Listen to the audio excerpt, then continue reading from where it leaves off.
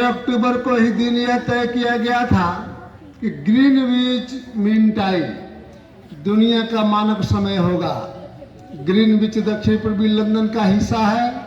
इसे वैश्विक स्तर पर मानक समय माना गया। 1 सितंबर 1947 ईस्वी को इंडियन स्टैंडर्ड टाइम की स्थापना हुई। इसका उद्देश्य ग्रीनविच मीन टाइम से तालमेल बैठाना है।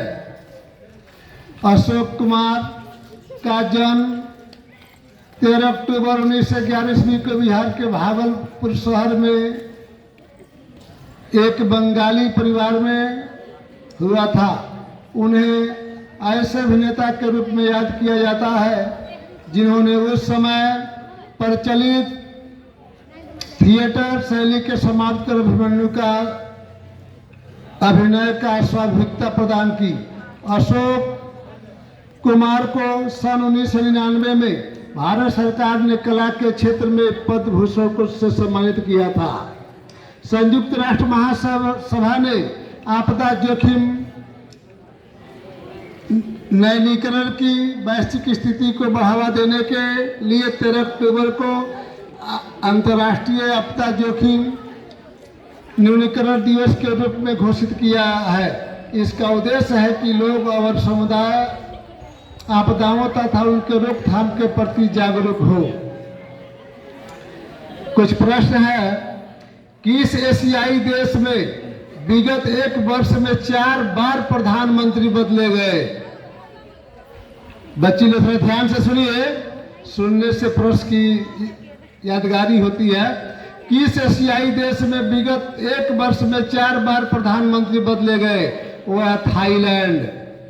किस देश के पूर्व राष्ट्रपति को उस देश के सर्वोच्च न्यायालय ने 27 वर्ष से अधिक की कारावास की सजा सुनाई है? किस देश के पूर्व राष्ट्रपति को? तो वो है ब्राजील के। इसके बाद में जेनजेड का प्रदर्शन किस देश में हुआ? बोलिए, इसके पहले भी बताया गया आप लोगों को। अरे जेनजेड अभी जो नेपाल में नहीं है, न बताया गया था इसके पहले। नेपाल में जेनजेड का प्रदर्शन किया गया। इसके बाद में है बैरागी सेरांग रेलवे लाइन किस राज्य में शुरू हुई है? वो है मिजोरम में। इसके बाद में एक और है कि मनुष्य की खोपड़ी में कुल कितनी अस्थियां होती है? मनुष्य की खोपड़ी में कुल कितनी अस्थियां होती है? कपाल 22 से 8 कपाल की ओर, 14 चेहरे की। ग्रेट बैरियर रीफ कहाँ स्थित है? Australia. Great barrier reef Australia में स्थित है। हिमालय की सबसे दक्षिणी श्रेणी कौन सी है? हिमालय की सबसे दक्षिणी श्रेणी कौन सी है?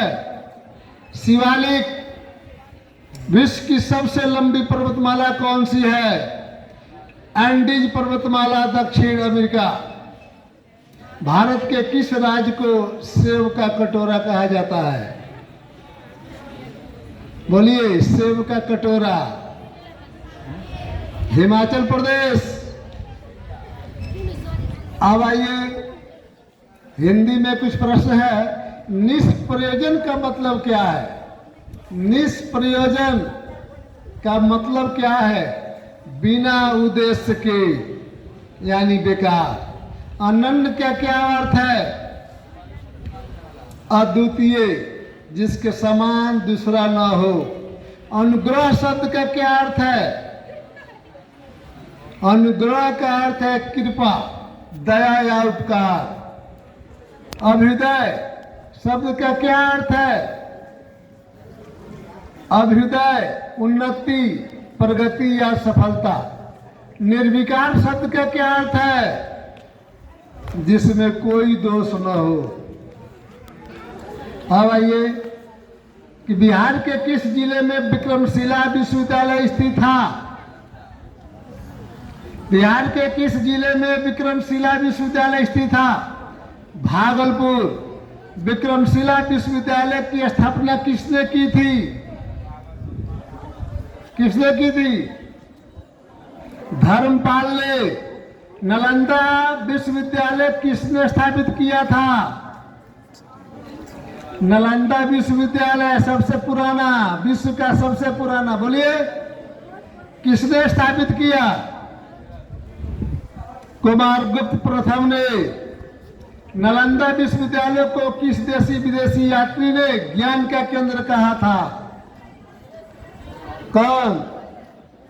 बचिए तो सुनती है नहीं, सुनेगी तब ने जवाब देगी। ह्वेनसांग ने। नालंदा विश्वविद्यालय को किसने जलाया था? नालंदा विश्वविद्यालय को किसने जलाया था? बख्तियार खिलजी ने। नालंदा विश्वविद्यालय में कितने पुस्तकालय भवन थे? 3। नाम है रत्न सागर, रत्न रंजक और रत्नोदधि। चलिए अब है यदि नीला को, रीजनिंग है, आप लोग को नहीं होगा ये।